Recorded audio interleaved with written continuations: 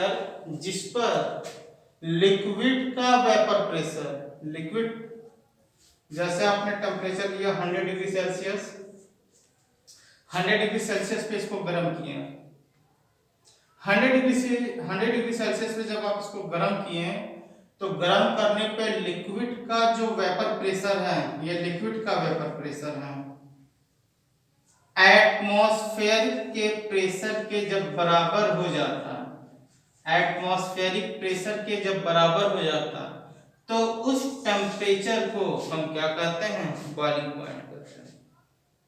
ठीक है, अब थोड़ा सा टेम्परेचर जो, तो क्या ये वेपर प्रेशर एटमॉस्फेरिक प्रेशर के बराबर होगा? नहीं। आप जैसे ही धीरे धीरे टेम्परेचर बढ़ाएंगे तो एक ऐसा टेम्परेचर आएगा जिस पे लिक्विड का वेपर प्रेशर एटमॉस्फेरिक प्रेशर के बराबर हो जाता है, तो उस टेम्परेचर को हम क्या कहते हैं, बॉइलिंग पॉइंट कहते हैं। ठीक है, अब अगला देखिए,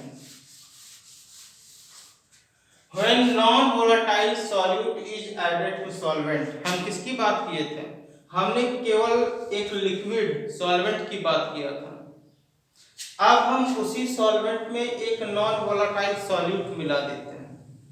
तो जब नॉन वोलाटाइल सॉल्यूट मिला देते हैं सॉल्वेंट में तो वेपर प्रेशर क्या होता है, डिक्रीज होने लगता है। जब वेपर प्रेशर डिक्रीज होने लगता है तो हमें क्या करना पड़ता है, हमें सबसे ज्यादा हीट देना पड़ता है। जब हम सबसे ज्यादा हीट देंगे तभी वो क्या होगा, बॉयल होगा, और जब बॉयल होगा तो सॉल्यूशन का जो बॉइलिंग पॉइंट है वो हमेशा सॉल्वेंट के बॉइलिंग पॉइंट से क्या होगा, ज्यादा होगा। जैसे आपने एक सॉल्यूशन लिया, इसमें नॉन वोलाटाइल सॉल्यूट नहीं मिलाया है, इसमें आपने सॉल्यूट नहीं मिलाया, जब आपने इसको हीट किया तो इसका टेम्परेचर कितना था, 100 डिग्री सेल्सियस।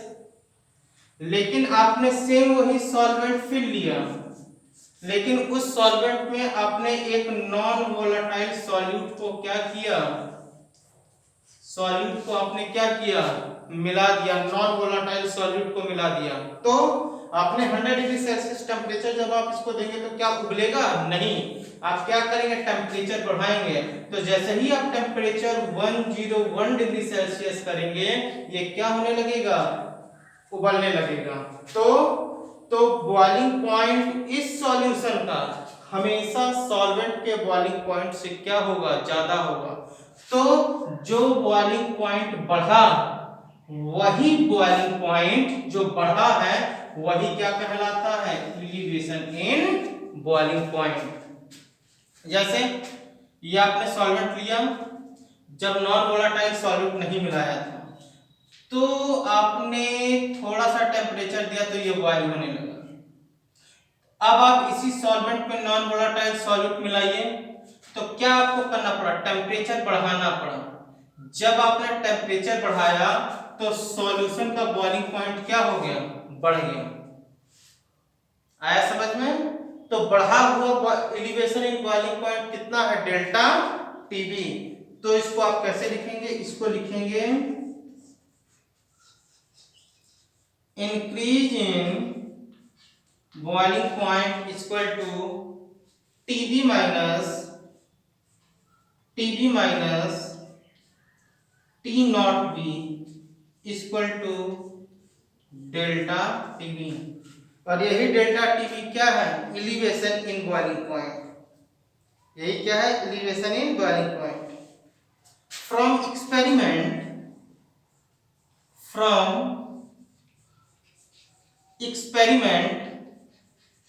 एक्सपेरिमेंट के माध्यम से पता चला है कि the elevation in boiling point delta TB, elevation in boiling point is directly proportional to the molality of a solution.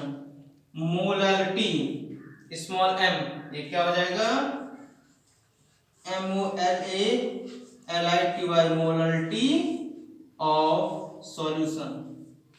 Experiment के माध्यम से ये पता चला है कि जो एलिवेशन इन बॉइलिंग पॉइंट होता है ये सॉल्यूशन के मोलैलिटी के बराबर होता है। अगर सॉल्यूशन की मोलैलिटी बढ़ती है तो एलिवेशन इन बॉइलिंग पॉइंट भी क्या होगा, बढ़ेगा। अब यहाँ देखिए delta T B equal to proportional का साइन हटाएंगे तो यहाँ क्या हो जाएगा के बी इंटू एम। ये के बी क्या है, के बी एक कांस्टेंट है, कांस्टेंट है, इसको कहते हैं इब्यूलियोस्कोपिक कांस्टेंट। ये के बी हो जाएगा के B equal to E B U double L I S, E B U double L I S copic, C O P I C, C O